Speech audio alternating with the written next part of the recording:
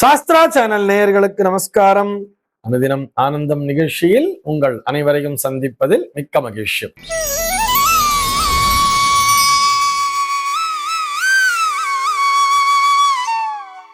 இன்று 14/6/2026 இந்த நாள் குறித்து பஞ்சாங்கம் என்ன சொல்றதுன்னு பார்க்கலாம் வாங்கோ. இன்றைய தினம் பராபவ வருடம் வைகாசி மாதம் 31ஆம் தேதி ஞாயிற்றுக்கிழமை. திதி பார்த்தோம்னா தேய்பிரை சதுர்த்தசி திதி மதியம் 12:20 வரைக்கும் இருக்கும்.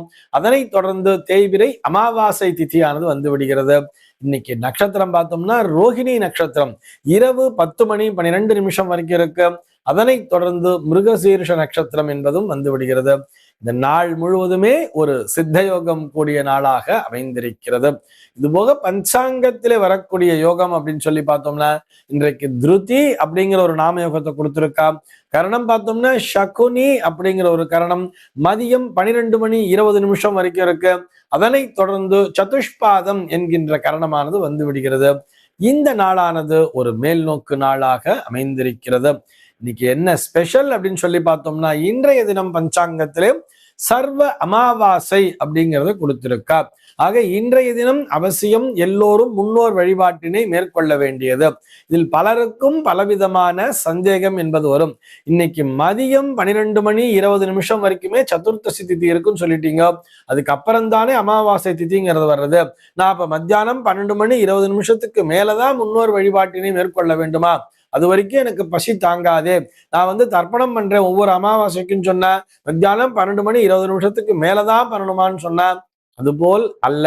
அதாவது திதி நிர்ணயம் என்பது இந்த அபராண்ண காலம் சொல்லுவா. அபராண்ண காலத்திலே என்றைக்கு அந்த திதியானது நிரம்பி இருக்கிறதோ அன்றைய தினத்தில் தான் அந்த திதியை வைத்திருப்பார்கள்.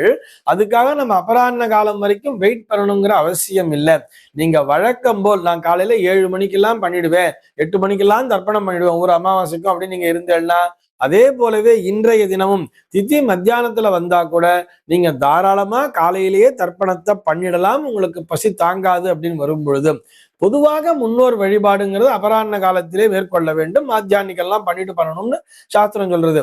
இருந்தாலும் என்னால் அந்த அளவிற்கு கடைபிடிக்க முடியாதுன்னு சொன்னா கூட அதற்காக நான் நாளைக்கு பண்ணிக்கிறேன், நாளை காலையில தான் கொஞ்சம் அமாவாசை இருக்கேன்னு சொல்லிட்டு நாளைய தினத்திற்கு அதனை தள்ளி போடக்கூடாது.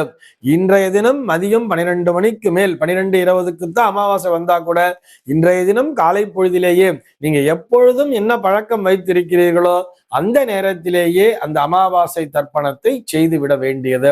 இதிலே எந்த விதமான சந்தேகமும் இல்லை. இதே நேரத்திலே நாளைக்கு தினம் பார்த்தோம்னா நாளைக்கு சோமவாரம் என்கின்ற திங்கட்கிழமை.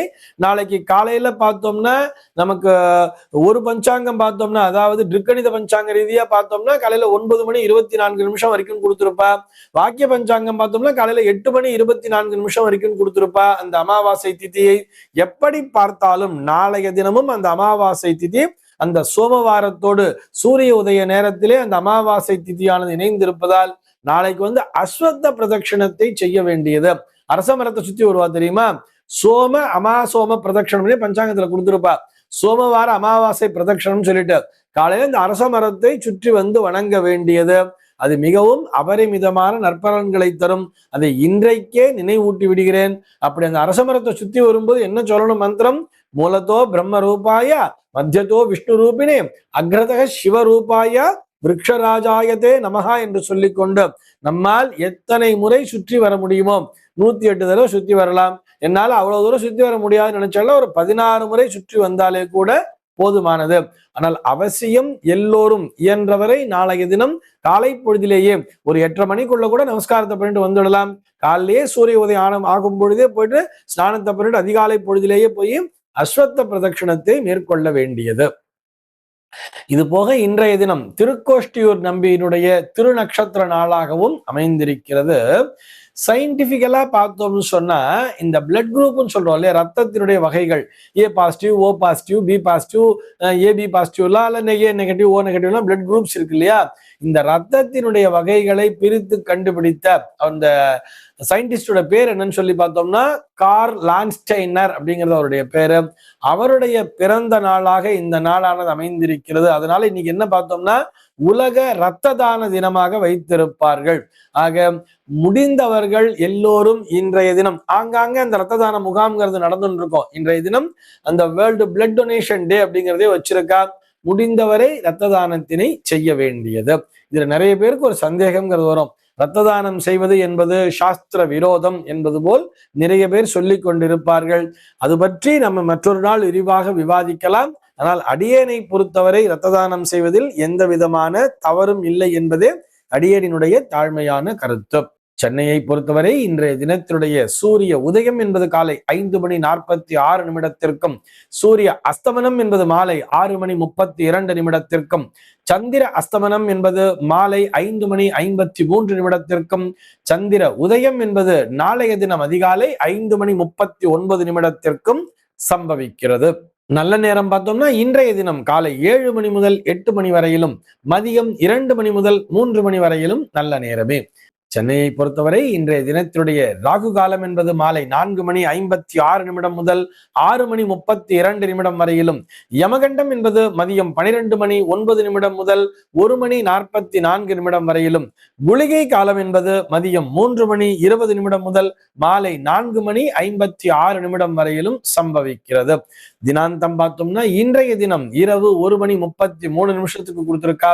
சூலம் பார்த்தோம்னா இன்றைக்கு மேற்கே சூலம் பகல் 10:52 வரையில் அந்த சூல தோஷம் என்பது உண்டு. அதற்குரிய பரிகாரமாக வெள்ளம் தானம் விடுத்து விட்டு மேற்கு திசையை நோக்கி பயணிக்கலாம் அப்படிங்கிறதையும் சொல்லி இருக்கா. இன்றைய தினத்தினுடைய ஆன்மீக தகவலாக நம்ம ஒவ்வொரு ஞாயிற்றுக்கிழமைனாலுமே நம்ம என்ன பார்த்துட்டு வரோம்னு சொன்னா கதை நேரம் அப்படிங்கிறத பார்த்துட்டு வரோம் இல்லையா. அந்த வரிசையில இன்னைக்கு என்ன கதையை பார்க்க போறோம்னு சொன்னா, சமீபத்திலே அடியன் முகநூலில் படித்ததுதான் படித்ததில் பிடித்ததுன்னு நிறைய வந்துட்டு இருக்கும் இல்லையா. அதுல ஒரு கதையை படிச்சு அதை தான் உங்களோட ஷேர் பண்ணிக்கணும்னு ஆசைப்படுறேன். இந்த கதைக்கு என்ன டைட்டில் வச்சிருக்கோம்னு சொல்லி பார்த்தோம்னா, பாலைவனத்தில் தண்ணீர் அப்படிங்கிற ஒரு தலைப்புல அந்த கதையை நம்ம இப்ப பார்க்க போறோம். அதாவது ஒருவன் ஒரு பாலைவனத்தின் வழியாக பயணித்துக் கொண்டிருக்கிறானாம். அவன் அப்படியே போயிட்டே இருக்கான். போகும்பொழுது பார்த்தோம்னா கையில ஜலம்லாம் எடுத்துட்டு தானே போவா. பாலைவனத்துல போகும்பொழுது அப்படியே போயிட்டே இருக்கும்போது கையில இருக்கிற தண்ணி எல்லாம் தீர்ந்து போயிடுச்சு. தண்ணி தீர்ந்து போயிட்டா இன்னும் கொஞ்சம் தூரத்துல கிராஸ் பண்ணிடலாம் பாலைவனத்தை நினைச்சுட்டு போறான். ஆனா போக போக வழி நீண்டு கொண்டே செல்கிறது. எப்பயுமே நம்ம கையில ஒரு விஷயம் இல்லைன்னா அப்பதான் அது ரொம்ப அதிகமா நமக்கு தேவைப்படுற மாதிரி இருக்கும் தெரியுமா. ஒரு சில பேர் பார்த்தோம்னா பார்க்கலாம், பிரயாணத்துக்கு போவா, கையில எல்லா மாத்திரையும் எடுத்துட்டு போவா. குறிப்பா தலைவலி மாத்திரை அதெல்லாம் எடுத்துட்டே போவா. என்னைக்காவது ஒரு நாள் அந்த தலைவலி மாத்திரையை மறந்துட்டான்னு பார்த்தோம்னா அன்னைக்குதான் அவர்களுக்கு கடுமையான தலைவலிங்கிறதே வந்து சேரும். ஏன் தெரியுமா? தலைவலி மாத்திரையை மறந்துட்டோம் நினைச்சு அவர்களுக்கு தலைவலிங்கிறது வந்து சேர்ந்துடும். அந்த மாதிரி இவன் கையில தண்ணி தீர்ந்த உடனேயே இன்னும் கொஞ்சம் தூரத்துல கிராஸ் பண்ணிடலான் இருக்கு. இருந்தாலும் என்ன ஆச்சுன்னு பார்த்தோம்னா, ஐயோ தண்ணி தாகம் எடுக்குதுன்னு நினைச்சுண்டு அவனுக்கு அப்படியே மயக்க வர்ற ஸ்டேஜ்க்கே வந்துட்டான். நம்மளால இன்னும் ஒரு அடி கூட எடுத்து வைக்க முடியாதுங்கிற சூழல்ல அப்படியே பார்க்கும்பொழுது ஒரு குடிசையானது அவனுடைய கண்களிலே தென்படுகிறது. இந்த பாலைவனத்துல யாரோ ஒரு குடிசை போட்டு வச்சிருக்கா. அதுவும் ஓலை எல்லாம் பிஞ்சு போய் ஏதோ ஒண்ணு கிடக்கு.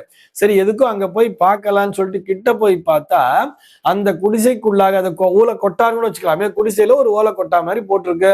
அந்த கொட்டாய்க்குள்ள பார்த்தா ஒரு அடி பம்ப் அப்படிங்கிறது இருந்துச்சாம்.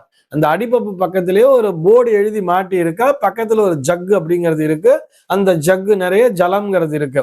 அந்த போர்டுல என்ன எழுதி போட்டிருக்குன்னு சொல்லி பார்த்தோம்னா, இந்த ஜக்கில் இருக்கக்கூடிய நீர் அந்த தண்ணீரை எடுத்து இந்த அடிப்பம்பிலே ஊற்றி அடிக்க வேண்டியது. அடிச்சுட்டு உங்களுக்கு எவ்வளவு தண்ணி வேணுமோ குடிச்சிட்டு மறுபடியும் அந்த ஜக்கிலே நீரை பிடித்து நிரப்பி வைத்து விட வேண்டியதுன்னு எழுதி வச்சிருக்காங்க அந்த போர்டுல. இவருக்கு இப்ப இதை பார்த்த உடனே என்ன சந்தேகம் வர்றதுன்னு சொன்னா, இந்த அடிப்பம்பை பார்த்தா ரொம்ப பழசான மாதிரி இருக்கு. அது அந்த அளவிற்கு உபயோகப்படுமாங்கிறதும் தெரியல. ஆனா இந்த ஜக்கு நிறைய இப்ப தண்ணிங்கிறது இருக்கு. நமக்கா தாகம் உயிர் போறது, எடுத்து இந்த தண்ணீரை குடிச்சிடலாம் அப்படின்னு நினைக்கிறான். எல்லாரும் அப்படிதான் நினைப்பா, அந்த தண்ணி எடுத்து குடிச்சிடலாம்னு சொல்லி. ஒரு சந்தேகம் வேற இருக்கு அவனுக்கு. இந்த போர்டுல எழுதி போட்டிருக்கேன்னு சொல்லி இந்த தண்ணியை தூக்கி நம்ம உள்ள ஊத்திட்டோம்னா உள்ளதும் போச்சேங்கிற மாதிரி ஆயிடுமே. இந்த தண்ணியும் போயிட்டு திரும்பி அடிச்சா தண்ணி வரலன்னா என்ன பண்றது, நமக்கு பிராணம் போயிடுமேங்கிற சந்தேகம் வந்து தண்ணி எடுத்து குடிக்க போறான். குடிக்க போகும்பொழுது மனசுக்குள்ள ஒரு சின்ன நெருடல்ங்கிறது வருது. இல்லையே, நீ இதை ஊத்தி அடி, தண்ணி வருங்கிற மாதிரி தானே எழுதியிருக்கா. தண்ணி வரும், உனக்கு குடிச்சுட்டு நீ திரும்பி நீரை பிடித்து வைத்து விட்டு செல்ல வேண்டியதுன்னு எழுதி வச்சிருக்காளே. அப்ப இந்த மாதிரி தானே ஏற்கனவே நிறைய பேர் பண்ணி இருப்பா அப்படின்னு யோசிக்கிறான். ஒரு க்ஷணம் மனம் தடுமாறுகிறது. இருந்தாலும் சுயநலமாக யோசிக்காம என்ன பண்றான், சரி சொன்ன மாதிரி என்ன பண்ணுவோம், இந்த ஜக்குல இருக்கிற தண்ணி அதுல ஊத்திடலாம்னு சொல்லிட்டு வந்தா வர்றது வராட்டி போறதுன்னு சொல்லிட்டு தண்ணியை கட கட கட கடன்னு அந்த அடிப்பம்புல ஊத்தி அடிக்கிறான். என்ன ஆச்சரியம், அடிக்க அடிக்க நிறைய தண்ணீர்ங்கிறது வருது. எவ்வளவு தண்ணி வேணுமோ அவ்வளவு குடிக்கிறான். நிறைய குடிச்சிட்டு தான் கையில பார்த்து இந்த வாட்டர் பாட்டில் எல்லாம் கொண்டு வந்திருப்பான் இல்லையா, தான் கையில கொண்டு வந்த அந்த பாத்திரங்கள்லயும் தேவையான அளவுக்கு தண்ணீரை நிறைய நிரப்பி வச்சுக்கிறான். இன்னும் எவ்வளவு தூரம் பிரயாணப்பட்டாலும் இந்த தண்ணீர் தாங்குற அளவுக்கு பிடிச்சி வச்சுண்டு, இது போக அந்த போர்டுல எழுதி இருக்கிற மாதிரியே இன்னும் அந்த ஜக்கு நிறைய தண்ணீரையும் பிடிச்சி வச்சுட்டு மறுபடியும் அந்த போர்டுல புதுசா அந்த எழுத்துக்கள் எல்லாம் எழுதிட்டு யார் வந்தாலும் மீண்டும் ஒரு முறை அந்த ஜலத்தை அந்த அதுலயே விட்டுட்டு மறுபடியும் அடிச்சுட்டு மறுபடியும் பிடிச்சி வச்சுட்டு போக வேண்டியதுங்கிற மாதிரி ஏற்கனவே எழுதியிருந்த மாதிரியே அந்த போர்டுல அந்த எழுத்துக்களை புதுப்பித்து வச்சுட்டு அவன் நடந்து போறானாம். இப்போ இந்த கதையின் மூலமாக நம்ம என்ன தெரிஞ்சுக்கணும் அப்படின்னு சொன்னா, நம்முடைய மனமும் அப்படித்தானே. ஒரு அவசர ஆத்திரம்னு இருப்போம். அந்த அவசர ஆத்திரத்துல ஏதோ ஒரு விஷயம் நமக்கு ரொம்ப கிடைக்கணும்னு ஏங்கிட்டே இருப்போம். அது நமக்கு கிடைக்க வரும் பொழுது நாமும் யோசிக்காம என்ன பண்ணுவோம் சொன்னா, அதை நாம் மட்டுமே உபயோகப்படுத்திடணும் அவசர அவசரமா. இப்ப இவனுக்கு வந்து தண்ணீர் தாகம், உயிர் போகக்கூடிய சூழலுக்கு வந்துட்டான். அதனால அந்த தண்ணியை பார்த்தோன்னே அவன் குடிச்சிடணும் தான் நினைச்சான் முதல்ல. ஆனா அந்த போர்டுல எழுதி வச்சிருக்கே இது மற்றவர்களுக்கும் உபயோகப்பட வேண்டும் நினைச்சான் இல்லையா, அதனால அவனுக்கு என்ன ஆச்சு, அவன் அந்த ஜக்குல இருந்த தண்ணி போக இன்னும் நிறைய தண்ணியை குடிச்சான். அவன் ஃபுல்லா நிறைய குடிச்சிட்டு தான் கையிலையும் ஒப்பிண்டான். அப்ப அளவுக்கு அதிகமான அவனுடைய தேவைக்கு அதிகமாகவே அவனுக்கு பலன்கிறது கிடைச்சிருக்கு. இது போக மற்றவர்களுக்கு உதவி செய்யக்கூடிய அந்த வாய்ப்பும் அவனுக்கு கிடைச்சிருக்கு இல்லையா. நாமும் இப்படித்தான். நமக்கு ஏதோ ஒரு அவசரம் என்று வரும் பொழுது நாம் சுயநலமாக யோசிக்க கூடாது. இதுல குறிப்பா இன்னொரு வார்த்தை அங்க இந்த கதையில படிச்சேன். என்ன தெரியுமா சொல்லியிருக்கா, இந்த பிரபஞ்சத்தினுடைய இயற்கை என்ன தெரியுமா, உனக்கு எது வேண்டுமோ அதை நீ மற்றவர்களுக்கு தாராளமாக செய். நீ மற்றவர்களுக்கு செய்ய செய்ய செய்ய நீ எதை தருகிறாயோ அதையே நீ இரட்டிப்பு மடங்காக பெறுகிறாய், பலனாக பெறுகிறாய்ன்னு சொல்ற. அப்போ நமக்கு ஏதோ ஒரு விஷயம் வேணும்னு சொன்னா அந்த விஷயத்தை நாம் மற்றவர்களுக்கு அதிகமாக செய்ய வேண்டியது. கடனை வாங்கி பண்ணணுங்கிறது இல்லை. நம்ம கையில ஒரு காசு இருக்குன்னு சொன்னா இது என்னுடைய தேவைக்கு நம்ம எடுத்து எடுத்து வச்சுட்டு இருக்கிறத விட நம்ம மற்றவர்களுக்கு கொடுக்க கொடுக்க கொடுக்க இறைக்கிற ஊற்றுதான் சுரக்கும் என்பது போல நம்ம மற்றவர்களுடைய தேவைக்கு. இப்போ ஒரு உதாரணத்துக்கு ஒரு விஷயம் எடுத்துக்குமே, பக்கத்து வீட்டுல அவனும் வந்து ரொம்ப கஷ்டப்பட்டு இருக்கான். அவன் பிள்ளைக்கு வந்து ஸ்கூல் ஃபீஸ் கட்டுறதுக்கு கூட அவன்கிட்ட காசு இல்லை. குழந்தைய ஸ்கூல் ஃபீஸ் கட்டி இல்லைன்னா அந்த குழந்தை ஸ்கூலுக்கு போகாம வீட்லயே உட்காந்துட்டு இருக்கு. அவனுக்கு ஏதோ ஃபேக்டரி மூடிட்டாங்க, சம்பளம் வரல, இல்ல வேலை பார்த்த இடத்துல வேலை போயிடுச்சுங்கிற மாதிரி கூட வச்சுப்போம். அவன் கடன் வாங்கி தான் ஜீவனத்தையே நடத்தின்னு இருக்கான். இது நமக்கு நல்லாவே தெரியறது.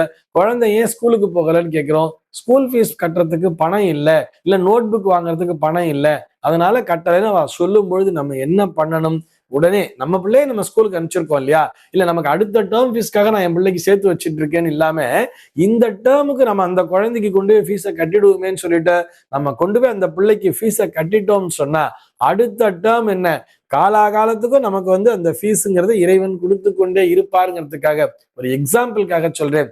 ஆக எதை நீ செய்கிறாயோ அதையே நீ இரட்டிப்பு மடங்காக பலனாக பெறுகிறாய் என்பதுதான் இந்த பிரபஞ்சத்தினுடைய விதி. இதை இந்த கதையின் மூலமாக நாம் அனைவரும் புரிந்து கொண்டு இருப்பவர்கள் இல்லாதவர்களுக்கு கொடுத்து உதவி செய்ய வேண்டும் என்கின்ற பிரார்த்தனையோடு விடைபெறுகிறேன். அன்பர்கள் அனைவருக்கும் அனுதினமும் ஆனந்தமாய் அமைய பிரார்த்திக்கிறேன்.